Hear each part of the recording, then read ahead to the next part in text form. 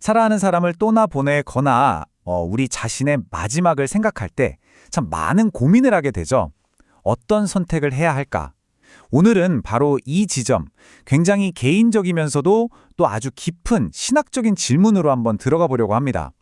주제는 바로 매장과 화장, 그리고 그 안에 담긴 기독교의 부활 소망에 대한 이야기입니다. 자, 먼저 이 그래프 좀 보세요. 정말 놀랍지 않아요? 미국의 장례 문화가 지난 몇십 년 동안 어떻게 이렇게 바뀌었는지 한눈에 딱 들어오죠. 1960년만 해도 화장하는 비율이 3.6%. 그러니까 거의 없었다고 봐도 될 정도였어요. 근데 지금은요? 60%가 훌쩍 넘습니다. 심지어 20년 뒤에는 80%를 넘어설 거라고 하네요. 야, 이건 뭐 그냥 바뀐 게 아니라 거의 혁명 수준이죠. 상전벽해라는 말이 딱 맞습니다. 그러니까 이 숫자가 그냥 좀 변했네 정도가 아니라는 거예요. 이건 거의 하나의 전통이 사라지고 있다는 신호죠. 무려 2000년 가까이 이어져 온 기독교의 중요한 전통이 왜 어쩌다가 이렇게 순식간에 사라지고 있는 걸까요? 바로 이게 오늘 우리가 함께 파고들어 볼 질문입니다. 이게 미국만의 이야기가 아니에요. 이건 지금 전 세계적인 흐름이거든요. 이른바 거대한 화장붐이라고 할 수 있는데 한번 들여다보죠. 92.43%. 와, 이 숫자 보세요. 믿어지세요? 이게 바로 한국의 화장률입니다. 기독교인도 정말 많은 나라인데 말이죠. 이걸 보면 딱 알 수 있어요. 아, 이게 그냥 어떤 유행 같은 게 아니구나.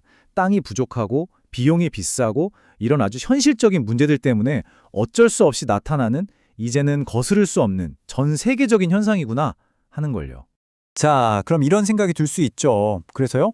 화장을 하든 매장을 하든 그게 왜 그렇게 신학적으로 중요한 문제죠? 하고요. 맞습니다. 이제부터는 이 통계 숫자 너머에 있는 진짜 의미를 찾아봐야 해요. 도대체 기독교는 왜 그렇게 우리 몸, 이 육신이 중요하다고 말해왔을까요? 기독교가 우리 몸을 어떻게 보는지를 알려주는 핵심 키워드가 하나 있어요. 바로 성령의 전이라는 개념입니다. 정말 놀라운 생각이죠? 고린도전서 6장 19절에 나오는 것처럼 믿는 사람의 몸은 그냥 내 것이 아니라 성령께서 사시는 거룩한 집, 성전이라는 거예요.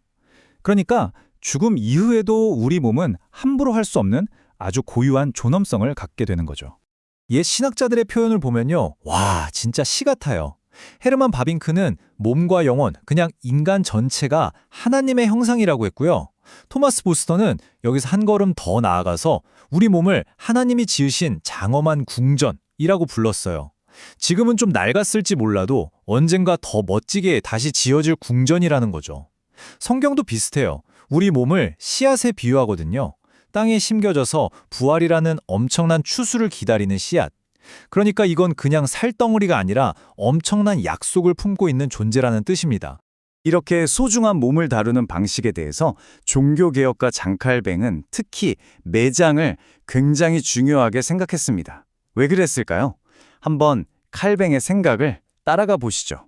칼뱅이 아브라함이 아내 사라를 장사 지낸 이야기에서 아주 중요한 포인트를 찾아내요. 아브라함의 그 행동이 그냥 죽은 아내를 묻는 게 아니었다는 거죠. 그건 죽은 몸에 부활의 휘장, 그러니까 부활의 상징을 입혀주는 행위였다는 거예요.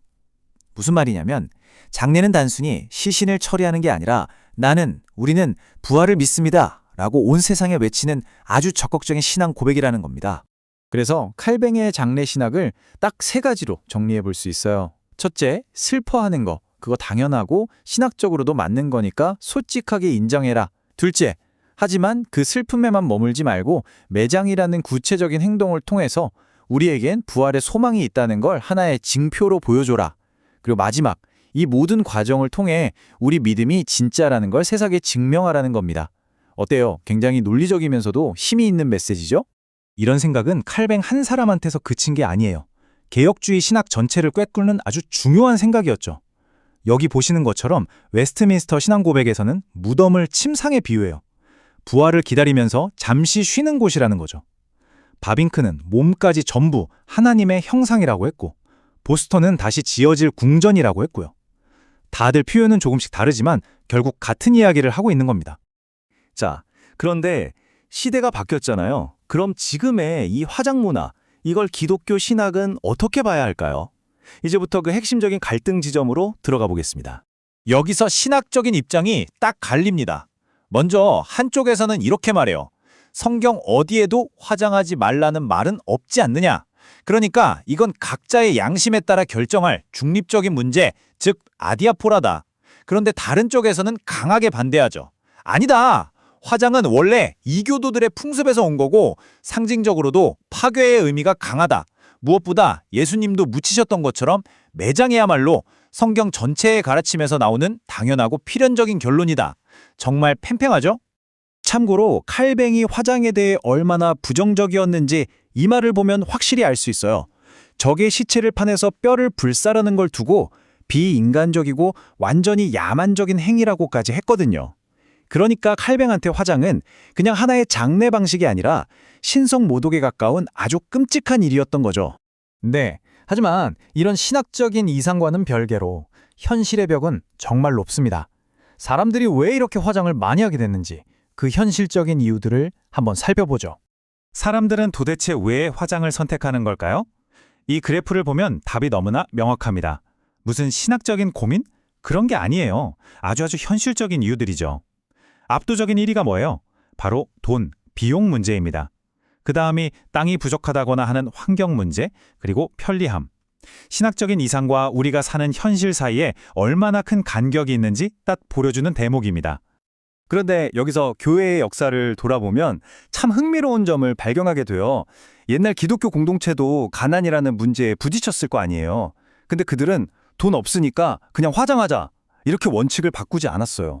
대신에 가난한 성도의 매장 비용을 교회가, 공동체가 다 같이 책임지는 길을 선택했죠. 오늘날 우리에게 생각할 거리를 던져주는 부분입니다. 자, 그럼 이 모든 내용을 한번 정리해 봅시다. 신학적인 이상도 있고 무시할 수 없는 현실적인 제약도 있어요. 그럼 우리는 어떤 결론을 내릴 수 있을까요? 정답을 내리기보다는 우리 스스로 한번 생각해 볼 만한 몇 가지 원칙들을 정리하면서 마무리해 보겠습니다. 사실 이게 정답이다라고 말할 수는 없어요. 다만 우리가 신앙인으로서 고민할 때 붙잡아야 할 몇 가지 원칙은 있는 것 같아요. 첫째, 매장이 역사적으로 부활의 소망을 가장 잘 보여주는 방식이었다는 점은 기억할 필요가 있습니다. 하지만 둘째, 그렇다고 화장하면 구원 못 받는다? 절대 아니죠. 하나님의 능력은 우리 몸이 어떤 상태에 있든 전혀 상관이 없으니까요. 결국 가장 중요한 건 이거예요. 방법이 아니라 메시지. 우리의 마지막 그 순간이 우리 몸의 존엄성을 존중하고 그리스도 안에 있는 부활의 소망을 분명하게 고백하고 있는가. 그리고 고인이 신앙 안에서 남긴 뜻이 있다면 그것도 존중해줘야 하고요. 무엇보다도 나의 마지막 모습이 이 희망 없는 세상에 어떤 메시지를 남기게 될까? 이걸 깊이 고민해봐야 한다는 겁니다. 오늘 이야기는 여기까지입니다. 하지만 진짜 질문은 이제 여러분 각자에게 남겨진 셈이죠.